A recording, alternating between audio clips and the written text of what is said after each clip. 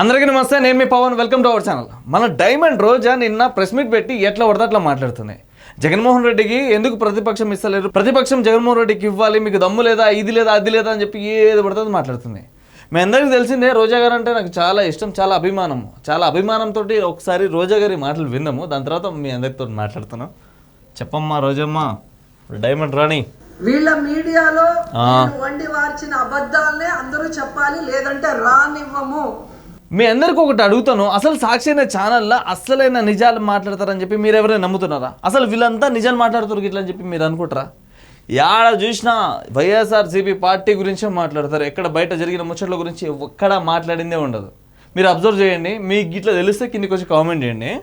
అని వీళ్ళ red book రాజ్యాంగం ఈరోజు మనకి స్పష్టంగా కనిపిస్తుంది. అంటే వీళ్ళు అమ్మకు అర్థమవుతలేదు అనుకుంటా, రెడ్ బుక్లో నెక్స్ట్ నువ్వే అమ్మ చెప్పి జరం నోరు అదుపులో పెట్టుకొని మాట్లాడితే చాలా పద్ధతిగా ఉంటుంది. ఎట్లా పడితే అట్లా మాట్లాడమాక, ఏది మీకే దమ్ము ఉన్నట్టు మాకేదో దమ్ము లేనట్టు ఇట్లా అని చెప్పి మాట్లాడుతున్నారు అని చెప్పి ఈ కూటమి ప్రభుత్వం వాళ్ళు చెప్తున్నారు. జర జాగ్రత్తగా మాట్లాడమ్మా రోజమ్మ. వీళ్ళు చేసే అవినీతి ప్రజల దృష్టికే పోకూడదు అని ఛానళ్ళని కూడా బ్యాన్ చేసే విధంగా ఈ రెడ్ బుక్ రాజ్యాంగంలో చూస్తుంటే, అవును సాక్షి టీవీ ఎప్పుడు బ్యాన్ చేసేసారు కదా. ఎందుకంటే మీ సాక్షి టీవీలా మీకు మీరే డప్పులు కొట్టుకుంటే మరి బయటలో గురించి ఎవడు కొట్టుకుంటారు? అందుకోసమే సాక్షి టీవీని బ్యాన్ చేసేసారు. అది నీకు ఇంకా తెలియదు అనుకుంటా. చేసే తప్పులు ఎవరు కూడా ఎత్తి చూపించకూడదు, చూపించే వాళ్ళు ఎవరిని కూడా మేము సహించమనేది స్పష్టంగా అర్థమవుతుంది. ప్రతిపక్షం ఏది ఇప్పుడు మేము తప్పులు చేస్తున్నామా, మీరు తప్పులు చేస్తున్నారా? అసలు నగరీలను ఏం చేసినావు రోజాక? అసలు ఏం చేసినావు చెప్పు. కొన్ని రోజులు ఆ జబర్దస్త్ పోయినావు, దాని తర్వాత మంత్ర అయినావు, ఏం చేసినావు? యాడికైనా మళ్ళీ పోయేటప్పుడు good morning, good evening, happy Sunday motivational ఇస్తున్నావా? అంత మంచిగా రెడీ అవుతుంది అంటే మళ్ళీ రోజా గారు డ్యాన్స్లో భలే చేస్తుంది. నాకు చాలా ఇష్టము, ప్రజలందరికీ చాలా ఇష్టము. మీరు అనవసరంగా వెళ్ళిపోయారు మేడం, లేకుంటే మీరు డాన్స్లు వేసుకుంటా పోతే ఆ వీడియోలు మీకు వచ్చే క్రేజే వేరు. అసలు ఈ సినిమా ఇండస్ట్రీలో ఎవరికి ఉండదు మీకున్న క్రేజ్. ప్రతిపక్ష హోదా జగనన్నకి ఇవ్వరు, స్టార్ట్ చేసింది పిఎస్సి చైర్మన్ ప్రతిపక్ష ఎమ్మెల్యేకి ఇవ్వరు. వీళ్ళు చేసే తప్పులు ఎత్తి చూపించే ఛానళ్ళని అసెంబ్లీలోకి రానివ్వరు. సాక్షి ఛానల్ గవర్నర్ గారితో కూడా అబద్ధాలు చెప్పిస్తారు. ఓహో, అంటే వీళ్ళ చైర్మన్, వీళ్ళ డిప్యూటీ చైర్మన్, వీళ్ళే సీఎం, వీళ్ళ డిప్యూటీ సీఎం అంతా వీళ్ళ భజన బ్యాచ్, పచ్చ ఛానల్.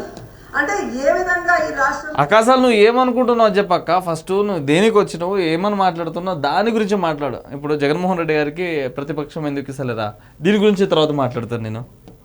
ప్రజల్ని ఎన్నికల ముందు మభ్యపెట్టారో అది కంటిన్యూ చేస్తూ ఆ ప్రజల్ని అలా మోసం చేసుకుంటూనే ముందుకు వెళ్ళడానికి వీళ్ళ ప్రణాళికలు ఇక్కడ స్పష్టంగా అర్థమవుతున్నాయి. ఓకే, నిన్న ఎంత బాధేసిందంటే, అయ్యో ఏడ్చేస్తుంది. పిల్లలు వీళ్ళు ఉద్యోగాలు ఇస్తారని ఇవ్వకుండా వాళ్ళని మోసం చేస్తే రోడ్డు మీద కూర్చొని 2 చెప్పులు చేతిలో పట్టుకొని వీళ్ళని నమ్మి వీళ్ళకి ఓట్లేసి గెలిపించినందుకు మా చెప్పుతో మేమే కొట్టుకుంటున్నామని వాళ్ళు చెంపలు వాయించుకుంటున్నారు. అసలు వాళ్ళు కాదు కొట్టుకోవాల్సిందే, మిమ్మల్ని కొట్టాలా.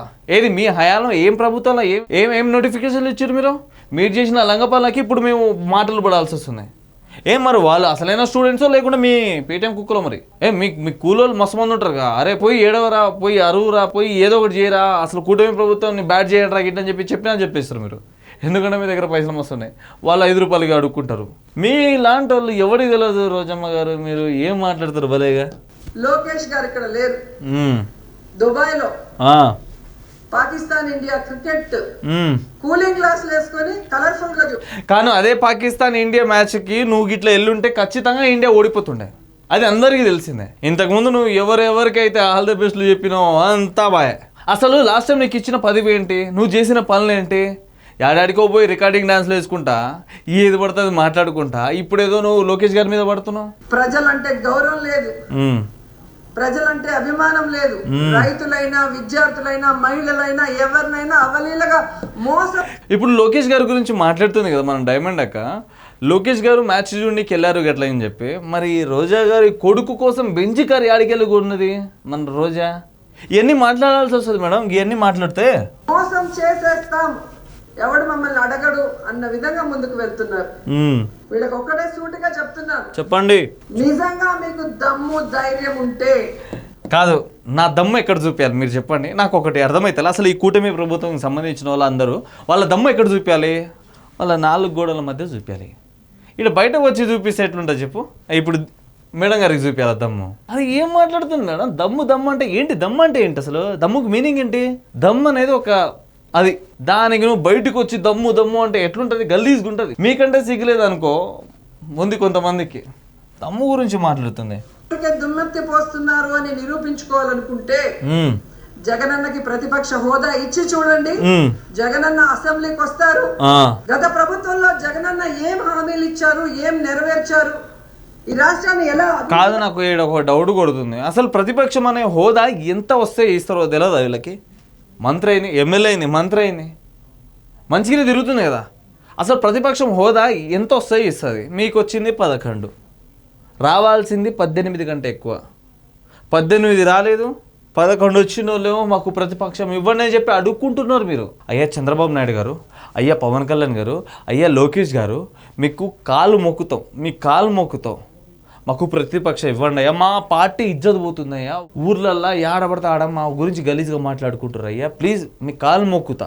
ఇది అందరి ముందు కాలు పట్టుకోవడం కాకుండా జర 4 గోడల మధ్యలోకి వెళ్ళి కాలు పట్టుకోండి, ఇంకా ఏదైనా పట్టుకోండి, అప్పుడు మేబీ ఇస్తారేమో ప్రతిపక్ష హోదా.